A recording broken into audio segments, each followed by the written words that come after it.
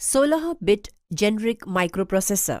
16-bit generic microprocessor interface device initialisation, control, register और प्रति port statistics access के लिए उपयोग होता है।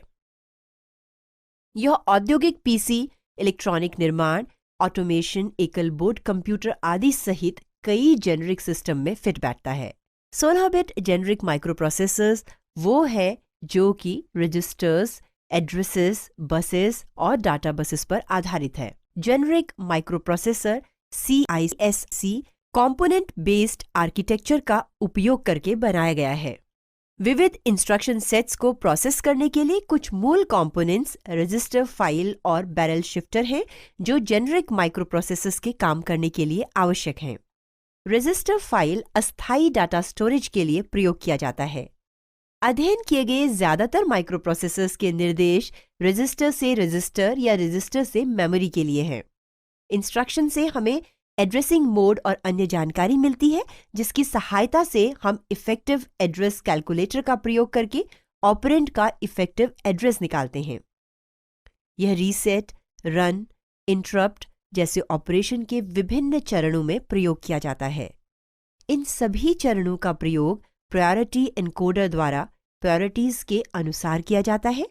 बैरल शिफ्टर का उपयोग ALU आउटपुट में किया जाता है या ALU में शिफ्ट या रोटेट और साथ ही गुणा भाग जैसे ऑपरेशंस के लिए बनाया जाता है। 16-बिट प्रोसेसर पर्सनल कंप्यूटर इंडस्ट्री में बदल दिए गए, लेकिन कई किस्म की एम्बेडेड एप्लीकेशंस में उपयोग हो रहा है। उदाहरण के लिए 16-बिट XAP प्रोसेसर कई ASIC में प्रयोग किया जाता है। 8086 और 8088 माइक्रोप्रोसेसर्स 16-बिट माइक्रोप्रोसेसर के मॉडल हैं। जेनरिक माइक्रोप्रोसेसर आर्किटेक्चर को लागू करने के लिए दो अप्रोचेस माने जाते थे। आर्किटेक्चर फंक्शनैलिटी मौजूदा माइक्रोप्रोसेसर आर्किटेक्चर के फंक्शंस में से एक सुपरसेट है। वर्णित आर्किटेक्चर में एक RISC कोर होता है जो लुकअप माइक्रोकोड ROM द्वारा कंट्रोल होते हैं। सभी बाहरी इंटरफेस के सही व्यवहार के अनुकरण के लिए एक बाहरी इंटरफेस कंट्रोलर प्रस्तावित किया गया था।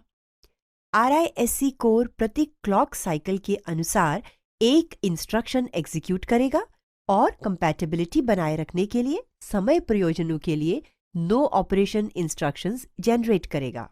रजिस्टर से मेमोरी तक register memory instruction memory words को रजिस्टर से उठाने की अनुमति देते हैं जहां पर वे बाद में दिए गए निर्देशों में ALU इनपुट्स के रूप में प्रयोग किए जा सकते हैं। रजिस्टर इंस्ट्रक्शंस दो ऑपरेंड्स को रजिस्टर्स से उठाकर ALU इनपुट रजिस्टर्स में डालते हैं, उन पर ऑपरेशन लगाते हैं और फिर परिणाम एक रजिस्टर में वापस डाल दिया जाता है।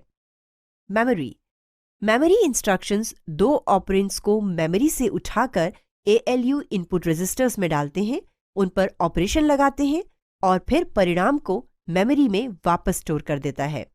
Op code decode instruction register में स्टोर्ड इंस्ट्रक्शन को डिकोड किया जाता है। इंस्ट्रक्शन में ऑप कोड इस बात की जानकारी देता है कि इंस्ट्रक्शंस को क्या काम करना है। यह ऑप कोड फिर माइक्रो कोड ROM के खास एड्रेस को पॉइंट करेगा जो ALU, स्टैक, बस इंटरफेस यूनिट, रजिस्टर फाइल और इंटरप्ट मैकेनिज्म जैसे अलग अलग तरह के कंट्रोल फंक्शंस के लिए उचित सिग्नल इशू करेगा। प्रायोरिटी एनकोडर पढ़े गए माइक्रोप्रोसेसर्स के अंदर दिए गए कंट्रोल पिन्स और इंटरप्ट मोड्स हैं जो CPU के संचालन को प्रभावित करता है।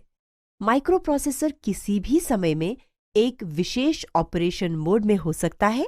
यह run mode, reset mode, interrupt mode आदि में हो सकता है।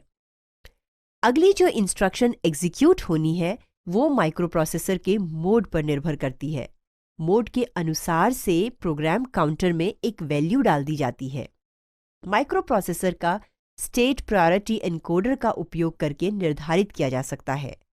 एनकोडर के लिए कंट्रोल पिन और एक्सटर्नल इंटरप्ट सिग्नल्स उसके इनपुट्स हैं।